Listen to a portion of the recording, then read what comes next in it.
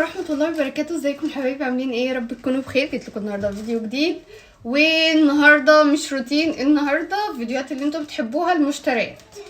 يلا بقى شوفوا معايا انا جبت ايه. انا طبعا كنت بجدد شويه حاجات كده، كان عندي شويه فيديوهات في الحيطه من ساعه ما شلت زينه رمضان معاكم، انتوا شفتوها كلها طبعا. وعملت كوارث في الحيطه، فقلت طبعا لازم اجدد. انا بقى اما اجي اجدد لازم الحوار يكبر مني قوي. بصوا ده ليه اسم، بس ما تقولوليش اسمه ايه. انا هقول لكم اسعار، واللي عاجبه حاجه يقول لي وهقول لكم جايبها منين. تمام؟ بصوا ده كام؟ ب95، الفرع ده ب95، والفرع وده كام؟ ب135. شكله عسل قوي. ده للانتريه، بس ده مش هحرق لكم هنعمل ايه في الليفينج. تمام؟ ايه استنى، مش الشنطه هنا اهوت. لا عشان ما تتقطعش. لا روح اقعد على التلفزيون واخلص واجيب لك الحاجه بتاعتك. بصوا بقى جبت الاتنين دول. انا ما عمريش اصلا جبت اي كفر او اي مفرش لترابيزه التلفزيون. بصوا ده كان سعره 145، ده طوله 140 في 45، وفي منه برضو اللي هو طوله مترين. ده اكبر حاجه اللي هو طوله مترين. تمام؟ اللي هنا بس عشان ده اوف وايت ما يتبهدلش. اللي طوله مترين كان سعره 225. ده بقى 25 في 25 مربع. برضو مش هحرق لكم ده جايبه لايه، هتشوفوا انتوا الشكل معايا. انتوا اصلا هترتبوا معايا زي ما بقول لكم، انتوا ان شاء الله هترتبوا معايا كل الكلام الجميل ده. تمام؟ جبت ايه تاني يا رايده؟ نصلح بقى الديكوهات بتاعتنا. بصوا بس واحد فين. طبعا انتوا متعودين كل حاجه انا بقولها لكم بالاسعار وبما يرضي الله، يعني مش بعمل سسبنس. بصوا ده قمر قوي. ده طوله كام في كام مش عارفه، 30 في 40 تقريبا او ايه، مش عارفه والله الصراحه. ده كان سعره 135. بصوا هو ممكن اصلا يتعلق، بس انا هلزقه، ما بحرمش، لازم اخرم الحيطه كلها عشان جوزي يقتنع ويجيب غير لي اللون. ماشي. ده كان مقاسه صغير خالص، 10 في معرفش في 15 باين ولا بكده. ده كان سعره 75 جنيه برضو. بصوا انتوا ممكن تستخدموه كبرواز، وممكن يتعلق، وممكن على الاربع زوايا دول نحط دبل فيس زي ما انا هعمل عشان اداري الدفايات. طبعا انتوا عارفين ان انا شلت التكييف ودخلته جوه الاوضه، فانتوا عارفين بيبقى فيه الاربع خرام دي، فانا حبيت ان انا اعملهم بشكل كده ان شاء الله.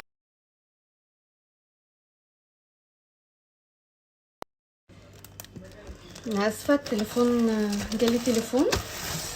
نكمل بقى. دي كانت سعرها بسيط جدا، دي كانت ب40 جنيه كلمه هوم وجنبيها ويلكم. دي في الاغلب وما بشوف ناس حاطينها على الحيطه، بس انا بحسها ان هي هتبقى على البيبان، بما ان كلمه ويلكم دي هتبقى على البيبان احلى. وانتوا عارفين شفتوا الديكور اللي انا كنت حطاه، الدلايه اللي كنت حطاها على الباب كده، لما جيت اشيلها طلعت بالدهن. انا النقاش اللي عمل لي الشقه دي كلها يا جماعه انا مش مسامحاه. ليه بقى هتقولوا لي لا مش هو معرفش ايه؟ انا بابايا عامل لي حيطه والله العظيم يا جماعه، الزق مهما يقع مفيش اي حاجه من الدهانات دي تقع خالص. نفس العده اللي اشتغل بيها النقاش اللي اجى شقتي، نفس البوهيه، نفس الحاجات. لان انا بابايا كان هيعمل الشقه كلها، بابايا بقى عشان راجل كبير وكده، فقلنا له لا خلاص احنا هنجيب نقاش يكمل باقي الشقه. الشقه كبيره يا بابا عشان بابا يعني يستريح وكده، ما نبقاش تعبناه. فعايزه اقول لكم ان انا حيطان الشقه كلها والله العظيم، انت لو عطستي في وش الحيطه الدهان هيقع. انا مش عارفه هو دهنها بايه ولا ازاي، ما هي الراجل عاملها اهي وزي الفل. ده بقول لكم ايه، انتوا مش شفتوا فيديوهات المطبخ دي وانا بدهنها؟ انتوا الفيديوهات كلها على القناه اهي، مطبخ، ومفروض ان المطبخ ده بنصبنه بليف وحوارات اهو. البوهيه ما وقعتش، وانا لا افهم في نقاشه ولا افهم في اي حاجه. يعني انت كنقاش راعي ربنا شويه وطبعا الكلام ده مش لكل النقاشين، في ناس عندها ضمير جدا الا من رحم ربي. فمن قناتي هذه يا رب لو انت شايفني وفاكر المطبخ ده انا مش مسامحك.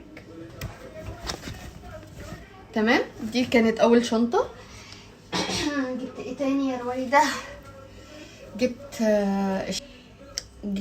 جبت الشلال ده كان سعره 75. طبعا هما كلهم مش من اماكن واحده، فانا لقيت شويه عروض كده، فقلت يلا بقى ايه الديفوهات. غسلت الركنه بقى وغسلت كل حاجه، فيلا داري الديفوهات دي عشان تعبلي نفسيتي. تمام. جبت ايه تاني؟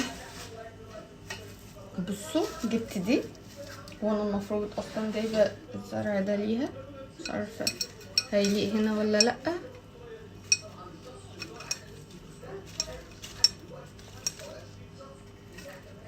حاساها عسل قوي. استنى لما نشيل ده كده، يمكن ده المدوخه. هي حلوه بس حاسه ان في حاجه، يعني المفروض في حاجه هتبقى احلى يعني. بسم الله. ايه ده ازاز؟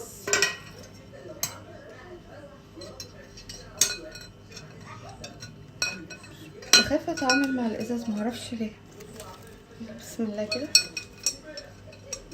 بصوا انا بشوفها في الكاميرا العظيم مع الحاجات اللي في دماغي عسل قوي. طبعا دي عايزه حاجه خضراء، او اقول لكم دي عايزه اللي هو الريش البيج ده، اللي معرفش اسمه ايه. وطبعا لو اتأثرت برضو دي، لو اتأثرت يعني دي عسل قوي بقى. ممكن نقصها شويه كده. تحفه تحفه تحفه. بس انا طبعا جايبه دي فحاسه ان هو مش اختيار موفق. كان في حاجه تانية ممكن تبقى احلى. هي حلوه شغاله يعني بس قصيره قوي. قولوا لي في الكومنتات ايه يا جماعه، هي ولا اغير لها اجيب لها ورد تاني. خليها هنا بقى ونكمل الحاجات والمحتاجات دي. اقراني في الكرتون ده عشان ايه، بخاف الحاجات دي بورسلين اللي لازق فيها ايه. بصوا مبدئيا جبت ال3 دولت، هقول لكم ليه برضو وانا برص الحاجات دي. الحاجات دي مش هتبان الا في التوتال كده في الاخر. الواحده ب30. بصوا شكلها عسل قوي. إيه انا عندي اللي هما من ايكيا. هما فين اللي هما دولت شايفينهم اللي هما من ايكيا. اختي الميه دي اقعدي صفيني، انت واحده ناشفه اهي. اللي هما دولت بتوع ايكيا، بس حاسه دول عسل قوي. حسبي عشان في ميه وقعت في الارض اللي تقعي. طب حسبي. تمام. الواحده كانت ب30، وفي اشكال كتيره والوان كتيره جدا جدا جدا فوق ما تتخيلوا يعني. هي هتبقى خضار على الكل. بصوا بقى الفخامه. بسم الله. 85 جنيه. 85 جنيه. مش هقول لكم تخيلوا بكام ولا توقعوا كام. 85 جنيه. تحفه. الفينش بتاعها تحفه، ماهيش متجرحه، مفيش اي حاجه. بص طبعا انا سمعت فيها ارقام كتير، جبت منها شكل تاني نفس الجولد بس الزرعه مختلفه اهي.